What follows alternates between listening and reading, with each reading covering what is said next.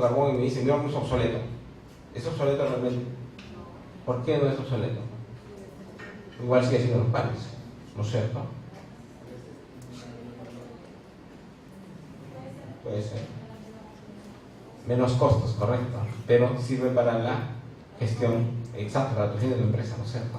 Entonces, ese fue un caso de una empresa que quiso argumentar obsolescencia, pero que no tenía mucho sustento, ¿no? Porque igualmente su tecnología servía, y era tan así que era aún más rentable que el eléctrico, ¿no? Entonces no puede decir que porque el eléctrico era más moderno y el resto era obsolescencia. O sea, la obsolescencia tenemos que verla desde el lado tecnológico, pero también con ciertos parámetros de utilidad, ¿no?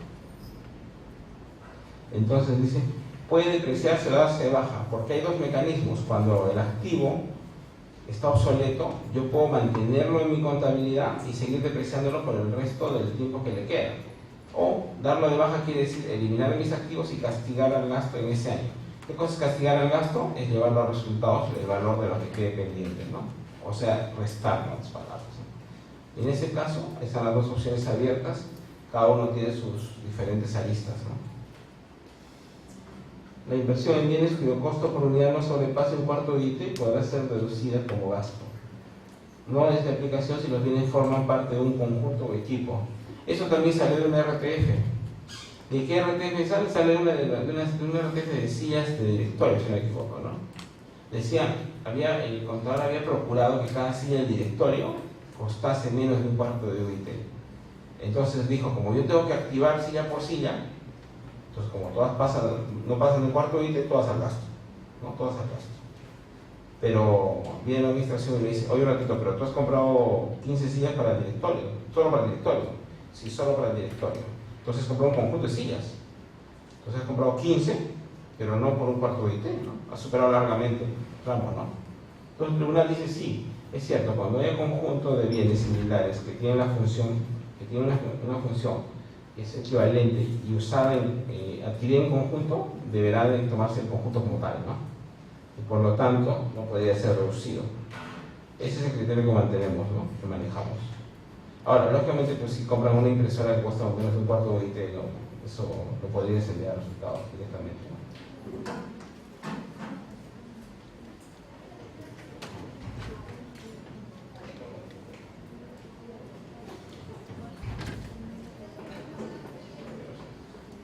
La amortización, cuando hablamos de amortización, ¿de qué tipo de bienes estamos hablando?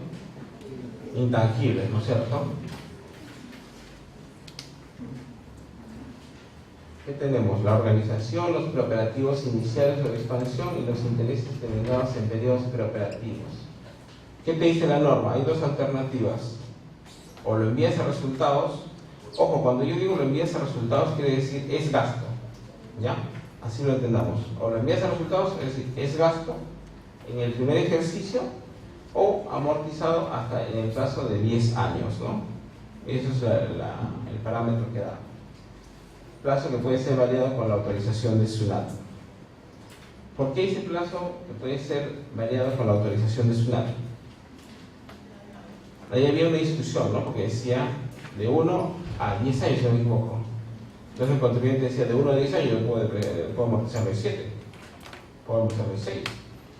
Y como no existía un mecanismo en el cual tú tuvieses que informar a la administración, decía, este año lo amortizo en 4, no, mejor lo hago en 6. Y así puede ir moviendo, ¿no?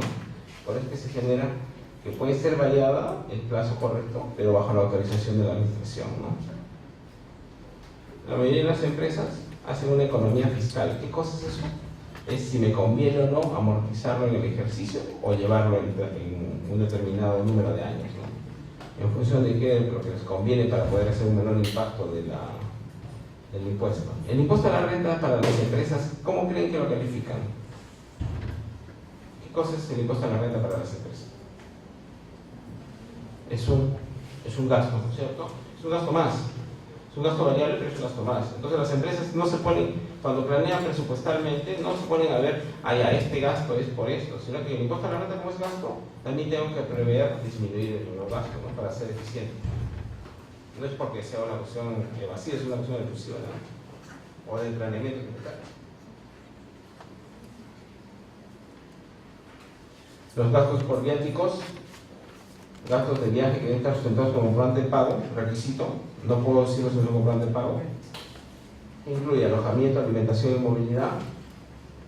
En ningún caso se tendrá la deducción de parte de los gastos de viaje que correspondan a los acompañantes de las personas de la empresa o al contribuyente, en su caso, encomendó en su representación.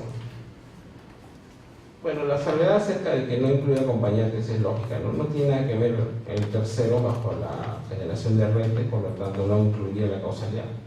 Por eso es que lo hacen, pero bueno, la aclaración no está de más nunca, ¿no?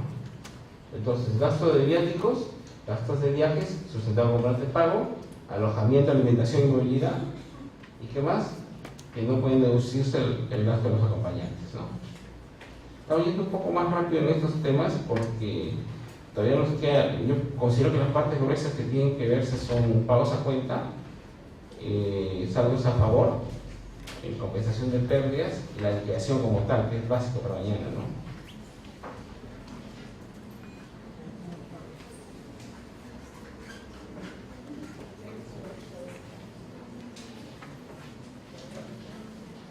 Los gastos por viáticos no son deducibles cuya documentación supletoria no cumpla con el reglamento de comprobante de pago, lógico, por eso es una parte que habíamos puesto de los 4 requisitos. Tampoco serán deducibles gastos sustentados de comprobante de pago emitido por el contribuyente que a la fecha de emisión tenga la condición de no habido, también lo hemos conversado. Y se adiciona como último párrafo que lo previsto en dicho inciso no se aplicará en los casos que se permita la sustentación con otros documentos. Documentos terceros, por ejemplo, ¿qué otro documento podría sustentar un viático que no sea un comprobante de pago? ¿Perdón? ¿Una declaración jurada puede sustentar un gasto viático? En el extranjero, si te mandan al extranjero, ¿vas a pedir un comprobante de pago? No hay forma, ¿no es cierto? Tienes que aceptar el comprobante que traigan de fuera. Bueno, el documento que traigan de fuera, ni siquiera un comprobante podría ser, ¿no? Ha habido casos que ni siquiera emiten el comprobante físico, son electrónicos y lo que hacen es imprimirte un mail donde está la liquidación, ¿no? No hay forma que lo puedas exigir que cumpla las condiciones de un comprobante normal en Perú.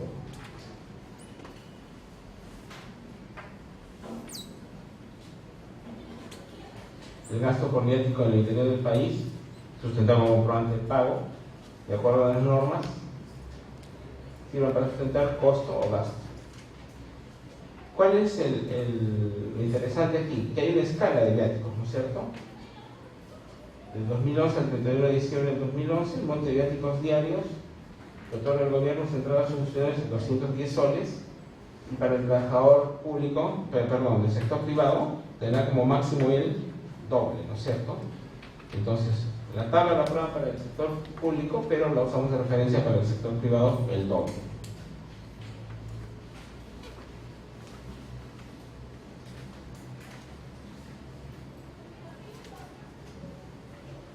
Se plantea un ejemplo, dice gastos de viaje del trabajador, gastos contabilizados 9.420 soles al oriente del país. Bueno, la identificación de qué día es para poder correlacionar que la operación es válida. Y señala, ¿no? Días de viaje 15 días, gasto máximo 420 soles por día.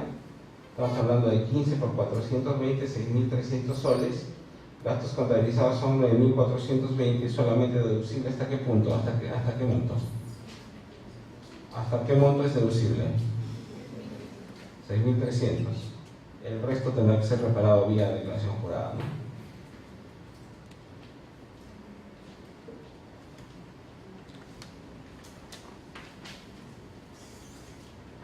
Aquí es similar, se aprueba un gasto máximo deducible, ¿no? Y ya por las zonas geográficas, ¿no? África, América, Europa, Oceanía, todo en dólares.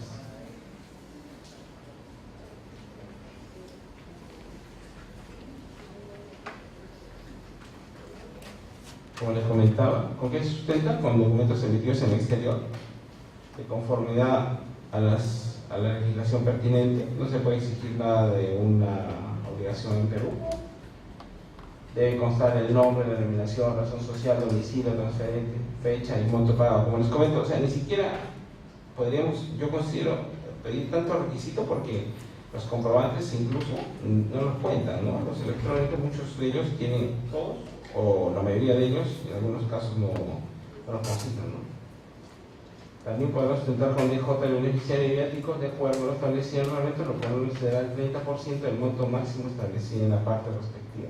Esto lo hacen en función de que va a haber gastos internos como venir taxis, que no va a haber un comprante pago, lo van a hacer vía declaración jurada.